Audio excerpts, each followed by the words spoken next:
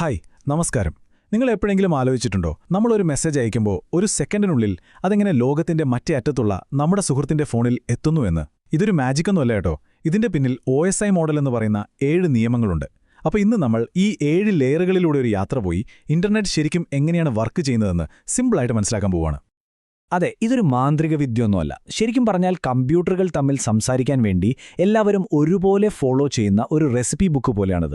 ഈ നിയമങ്ങൾ ഉള്ളതുകൊണ്ടാണ് നമുക്കൊരു ആപ്പിൾ ഫോണിൽ നിന്ന് ഒരു സാംസങ് ഫോണിലേക്കോ തിരിച്ചോ യാതൊരു പ്രശ്നവുമില്ലാതെ മെസ്സേജ് അയക്കാൻ പറ്റുന്നത്, എല്ലാവരും ഒരേ ഭാഷ സംസാരിക്കുന്നത് പോലെ.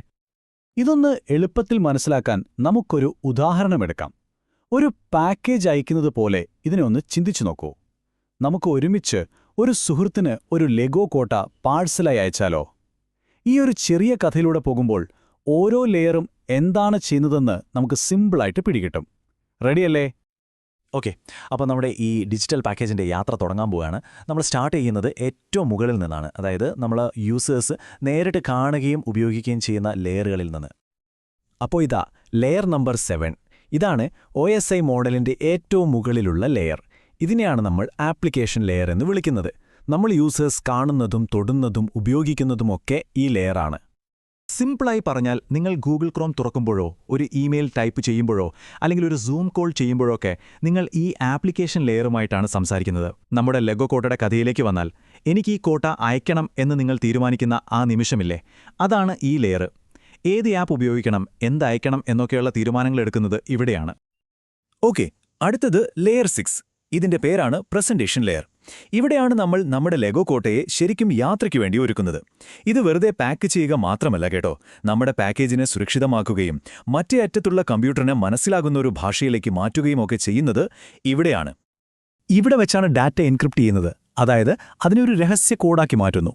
എന്തിനാണെന്നല്ലേ, നമ്മുടെ ലെഗോ കോട്ടയുടെ ഇൻസ്ട്രക്ഷൻസ് വഴിക്ക് വെച്ച് വേറെ ആരും വായിക്കാതിരിക്കാൻ. അതുമാത്രമല്ല, ഡാറ്റയെ കംപ്രസ് ചെയ്യുകയും ചെയ്യും. അതായത് പാക്കേജിന്റെ സൈസ് കുറച്ച് യാത്ര കുറച്ചുകൂടി എളുപ്പമാക്കും. അപ്പോൾ ഒരു കാര്യം വ്യക്തമാണ്, സെക്യൂരിറ്റി എന്നത് വെറുതെ പുറത്തുനിന്ന് ചേർത്ത ഒന്നല്ല, ഈ പ്രോസസ്സിന്റെ ഒരു പ്രധാന ഭാഗം തന്നെയാണ്. അങ്ങനെ നമ്മൾ ലെയർ 5ലേക്ക് എത്തി, സെഷൻ ലെയർ. നമ്മുടെ പാക്കേജൊക്കെ റെഡിയായി. പക്ഷെ അയക്കുന്നതിന് മുൻപ് അത് വാങ്ങാൻ അപ്പുറത്ത് ആളുണ്ടോയെന്ന് ഉറപ്പിക്കണ്ടേ? വെറുതെ അയച്ചിട്ട് കാര്യമില്ലല്ലോ. അപ്പോൾ ആ ഒരു കണക്ഷൻ ഉണ്ടാക്കുന്ന പണിയാണ് ഇവിടെ നടക്കുന്നത്. നമ്മുടെ ലെഗോ കോട്ടയുടെ കാര്യം തന്നെ എടുക്കാം. അയക്കുന്നതിന് മുൻപ് നമ്മൾ കൂട്ടുകാരനെ വിളിച്ച്, ഞാനൊരു സാധനം അയക്കുന്നുണ്ട്, നീ അവിടെ ഉണ്ടാവില്ലെന്ന് ചോദിക്കില്ലേ? അത് തന്നെയാണ് സെഷൻ ലെയറും ചെയ്യുന്നത്. ഇത് 2 കമ്പ്യൂട്ടറുകൾക്കിടയിൽ ഒരു ലൈൻ തുറക്കുന്നു, ഡാറ്റ അയച്ചു കഴിയുന്നത് വരെ അത് ഓപ്പണായി വെക്കുന്നു, പണി കഴിയുമ്പോൾ ക്ലോസ് ചെയ്യുന്നു. ഒരു ഫോൺ കോൾ പോലെ തന്നെ. ഓക്കെ, അപ്പോൾ നമ്മുടെ പാക്കേജ് റെഡിയാണ്, അപ്പുറത്ത് ആളുണ്ടെന്ന് ഉറപ്പിച്ചു. ഇനി യാത്രയുടെ ശരിക്കുള്ള ലോജിസ്റ്റിക്സിലേക്ക് കടക്കാം. ഇതെങ്ങനെ കൃത്യമായി അയക്കുമെന്നുള്ളതാണ് അടുത്ത ചോദ്യം. അടുത്തത് ലെയർ 4, ട്രാൻസ്പോർട്ട് ലെയർ. ഇവിടെയാണ് ഡേറ്റ എങ്ങനെ അയക്കണം, എത്ര സ്പീഡിൽ അയക്കണം എന്നൊക്കെയുള്ള കാര്യങ്ങൾ തീരുമാനിക്കുന്നത്. ഒന്ന് ആലോചിച്ച് നോക്കൂ, നമ്മുടെ ലെഗോ കോട്ട ഒറ്റയടിക്ക് ഒരു ബോക്സിലാക്കി അയക്കാൻ പറ്റില്ല അല്ലേ? ഭയങ്കര വലുതാണ്. അപ്പോൾ നമ്മൾ എന്തു ചെയ്യും? അതിനെ ചെറിയ ചെറിയ കഷ്ണങ്ങളാക്കി ഓരോ ബോക്സിലും നമ്പർ ഇട്ടയക്കും. ഈ ഒരു പരിപാടിക്കാണ് സെഗ്മെന്റേഷൻ എന്ന് പറയുന്നത്. ഇവിടെ നമുക്ക് 2 ഓപ്ഷനുകളുണ്ട്, TCPയും UDPയും. TCP എന്ന് പറഞ്ഞാൽ ഒരു രജിസ്റ്റേർഡ് പോസ്റ്റ് പോലെയാണ്. ഓരോ ബോക്സും കിട്ടിയോ എന്ന് ഉറപ്പുവരുത്തും. ഏതെങ്കിലും ഒന്ന് മിസ്സായാൽ അത് വീണ്ടും അയച്ചു കൊടുക്കും. വിശ്വസിക്കാം, പക്ഷെ കുറച്ച് സ്ലോ ആയിരിക്കും. നമ്മുടെ ഇമെയിലൊക്കെ ഇങ്ങനെയാണ് പോകുന്നത്. എന്നാൽ UDPയോ, അത് സാധാരണ പോസ്റ്റ് പോലെയാണ്.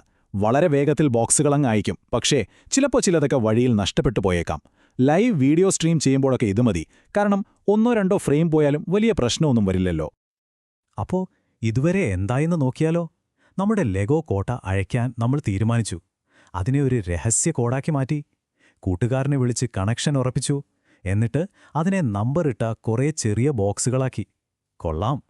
ഇനി ഈ ഓരോ ബോക്സിനും കൃത്യമായ അഡ്രസ്സ് കൊടുത്ത് യാത്ര തുടങ്ങണം. വാ, നമുക്ക് അടുത്ത ലെയറുകളിലേക്ക് പോകാം. ഇതാണ് ലെയർ 3, നെറ്റ്വർക്ക് ലെയർ. നമ്മുടെ ഓരോ കുഞ്ഞു ബോക്സിനും ഒരു അഡ്രസ്സ് വേണ്ടേ? ഇവിടെയാണ് നമ്മൾ ആ പാക്കേജിന് കറക്റ്റ് അഡ്രസ്സ് കൊടുക്കുന്നത്. ഇത് നമ്മുടെ കൂട്ടുകാരന്റെ വീടിന്റെ അഡ്രസ്സ് പോലെ തന്നെയാണ്. പക്ഷെ ഡിജിറ്റൽ ലോകത്ത് നമ്മളിതിനെ IP അഡ്രസ്സ് എന്ന് വിളിക്കും. ഈ IP അഡ്രസ്സ് കിട്ടിക്കഴിഞ്ഞാൽ നെറ്റ്വർക്ക് ലെയർ ഒരു GPS പോലെയാണ് പ്രവർത്തിക്കുക. ലോകം മുഴുവനുള്ള ഇന്റർനെറ്റ് ഹൈവേകളിലൂടെ നമ്മുടെ ഡേറ്റ പാക്കറ്റുകൾക്ക് പോകാനുള്ള ഏറ്റവും നല്ല, ഏറ്റവും വേഗതയേറിയ വഴി ഏതാണെന്ന് ഇത് കണ്ടുപിടിച്ചു തരും. അങ്ങനെ നമ്മുടെ പാക്കറ്റ് ലെയർ 2-ലെത്തിയിരിക്കുന്നു, ഡാറ്റ ലിങ്ക് ലെയർ. നമ്മുടെ പാക്കേജ് ഇപ്പോൾ കൂട്ടുകാരന്റെ സിറ്റിയിലെത്തിയിട്ടുണ്ട്. ഇനി നേരെ അവൻ്റെ വീട്ടിലേക്ക് എത്തിക്കണം.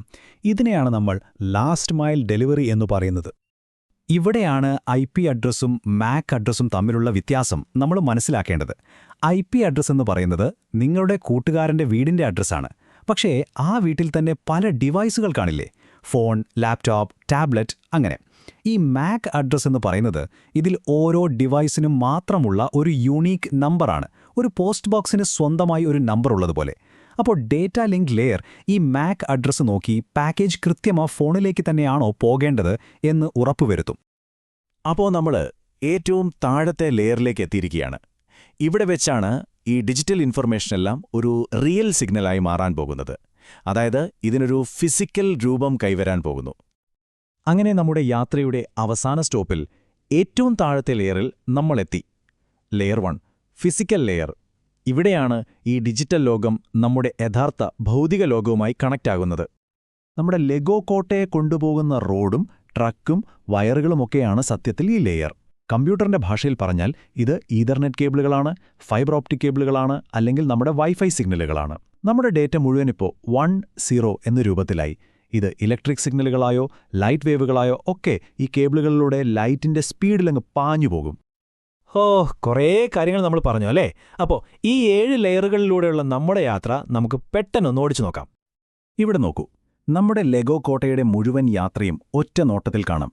ആപ്ലിക്കേഷൻ ലെയറിൽ നമ്മൾ പാക്ക് ചെയ്യുന്നത് മുതൽ ഫിസിക്കൽ ലെയറിലൂടെ അതൊരു സിഗ്നലായി പാഞ്ഞു പോകുന്നതുവരെ ഓരോ ലെയറും അതിന്റെ പണി കൃത്യമായിട്ട് ചെയ്യുന്നതുകൊണ്ടാണ് ഇന്റർനെറ്റ് ഇത്ര സ്മൂത്തായിട്ട് വർക്ക് ചെയ്യുന്നത്.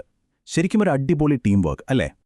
ഈ 7 ലെയറുകളുടെ ഓർഡർ മുകളിൽ നിന്ന് താഴേക്ക് ഓർത്തുവെക്കാൻ ഒരു സൂത്രപ്പണിയുണ്ട്. All people seem to need data processing. ഈയൊരു വാചകം ഓർത്താൽ മതി. ഇതിലെ ഓരോ വാക്കിന്റെയും ആദ്യത്തെ അക്ഷരം ഓരോ ലെയറിനെയും കാണിക്കുന്നു.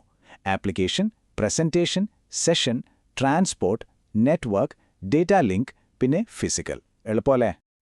അപ്പോൾ ഇനി അടുത്ത തവണ യൂട്യൂബിലൊരു വീഡിയോ കാണുമ്പോൾ അത് ബഫർ ചെയ്യുകയാണെങ്കിൽ, അല്ലെങ്കിൽ ഒരു വെബ്സൈറ്റ് ലോഡാവാൻ താമസിക്കുകയാണെങ്കിൽ ഒന്ന് ആലോചിച്ചു നോക്കൂ, ഈ 7 ലെയറുകളിൽ എവിടെയായിരിക്കും ആ പണി കിട്ടിയതെന്ന്.